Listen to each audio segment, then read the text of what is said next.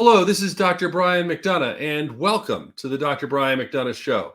Have you wondered what sort of sunscreens are safe, what are bad for you, what the risks are, what the strengths are? I will talk about it coming up in the Dr. Brian McDonough Show. The Dr. Brian McDonough Show.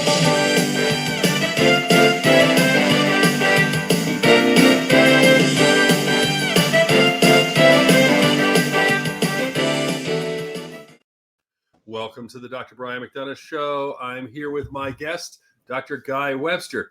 Guy Webster is a dermatologist. We're going to talk a lot about sunscreen, sunblock, and also spend some time talking about anti-aging creams. By the way, I want to thank those who are subscribing. I think we're now over 250 subscribers. We just started doing this show. One of the most recent episodes had 45,000 views so far. So we're really excited. So first of all, Dr. Webster, welcome to the program. Well, thank you for having me. This is always fun. You've been a dermatologist and you have seen it all essentially in your career, working at Jefferson, private practice, and throughout. Tell me a little bit about sunblocks, sunscreens, where we are, how safe they are, what the dangers are. Just kind of go over it. Well, sunscreens are really safe. There are people who have an agenda that I don't understand who are interested in saying sunscreens are dangerous. They're not. FDA has tested and tested and tested them, and there have been decades of use without any problems occurring. They're important because sun is dangerous. Sun not only ages you and burns you, but it makes mutations in your skin that will give you skin cancer. It's a big deal, sun protection, and if people started younger, they'd not only have fewer cancers when they get older, but they'd be also a lot prettier, and the plastic surgeons would have less to do. Let me start with one question. Sunscreen versus sunblock. What is the difference? Essentially none. Sunblock is what you hope for, and sunscreen is what you get. All of them are imperfect in some degree. They don't give you complete protection. Protection's measured by the SPF number, sun protection factor, which is essentially the multiple of natural sun protection against burning that you get. In other words, if you use an SPF 8, you'll be able to get 8 times more sun before you burn. That's a measurement that's not exactly what we're looking for, though. We're looking for eliminating sun damage because you get a lot of sun damage without ever having a burn. And the illustration of that is we take about twice the number of skin cancers off the left temple as the right. And that all comes from the little doses you get driving a car.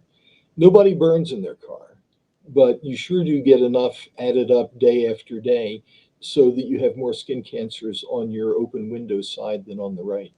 So protection against burning is nice. Blocking out all the UV is even nicer. It brings up an interesting question because I know there's a lot of products. My wife's always telling me to use them, and I should, which is like skin creams that have built-in SPF. And and I'm a doctor. I should know better. I go, I'm not going out in the sun. I'm not playing baseball. Why do I need to wear this? But the truth of the matter is just what you talked about. Yeah. That subtle sunscreen and that sun exposure. Yeah, walking from your car to the Acme gets you more sun than you would think. And when you go out and get the newspaper and talk to your neighbor, or I'm just going to let the dog out, but then you play with him for 5 or 10 minutes, those incremental bursts of ultraviolet are remembered by your skin, and they all do their damage.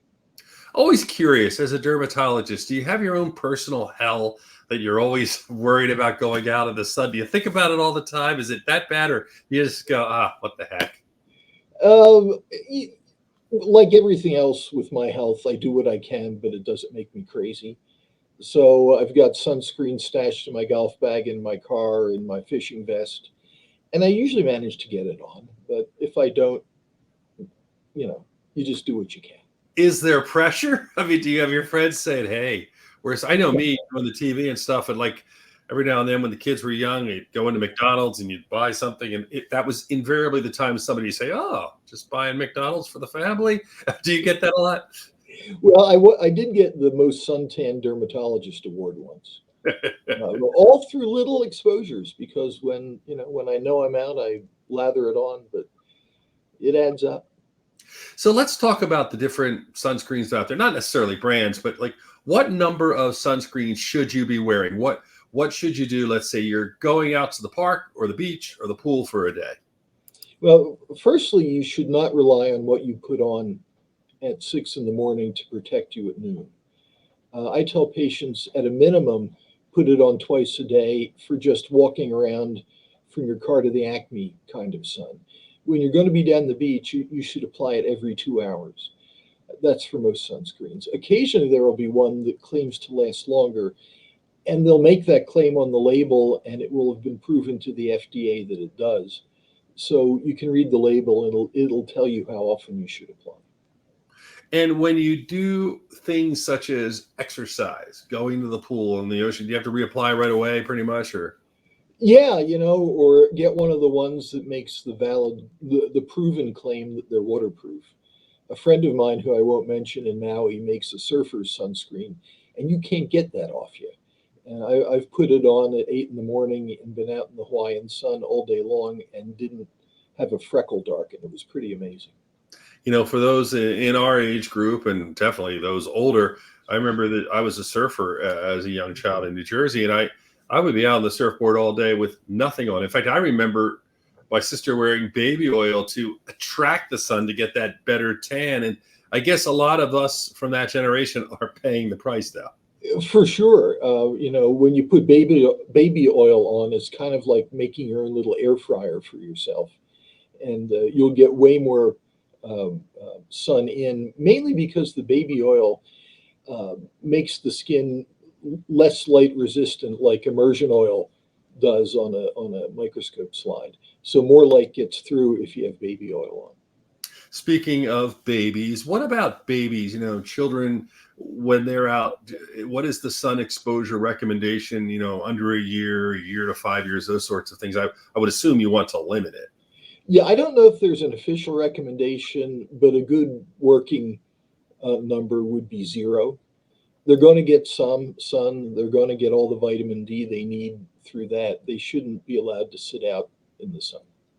What about those things? You're starting to see them more and more, like the cool cabanas and all these different things people are bringing to the beach. Do they provide the type of protection that a child would need and others would need? Are they? I guess it depends. You have to read up on it and see if there's block in it.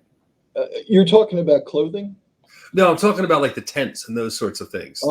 Yeah, you would have to for sure check and see if it makes a claim to protect.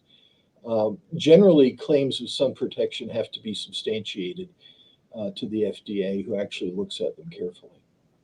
All right. Anything else on this topic you wanted me to talk about, or did we cover most of it?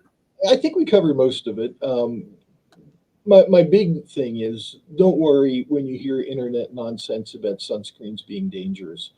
Somebody has an axe to grind, and you shouldn't let them expose you to more sun and get skin cancer because of grinding their axe.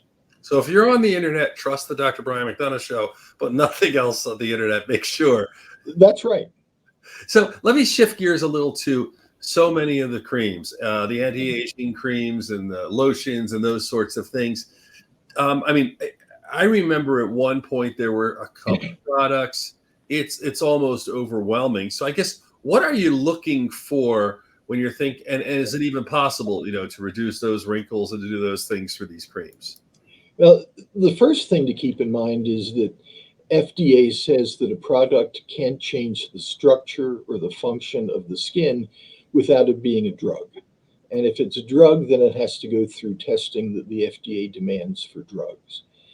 So all the cosmetic stuff has, the over-the-counter stuff, have claims like reduce the appearance of or improve the appearance of, which is short of saying it makes wrinkles go away. There is an FDA-approved anti-wrinkle drug, tretinoin, vitamin A, Retin-A, in the old days, or some other different ones. And that's been proven to the FDA's satisfaction that it actually works. And indeed it does. It works well if you use it. It's not quick, but it works. Now, there are over-the-counter versions of vitamin A drugs that contain retinol, Retinol, which is not as strong as vitamin A in Retin-A, but it's pretty darned effective and it's less irritating. They clearly help aging without actually making the claim. They help the wrinkling. Other stuff is a little less certain. There's lots of noise coming out of doctors' offices who are selling products saying that this or that or the other works. But if it doesn't have the claim reduces wrinkles, it means it hasn't worked to the FDA's satisfaction. And why would you mess with other stuff when you know you have a drug that works, which is the vitamin A family?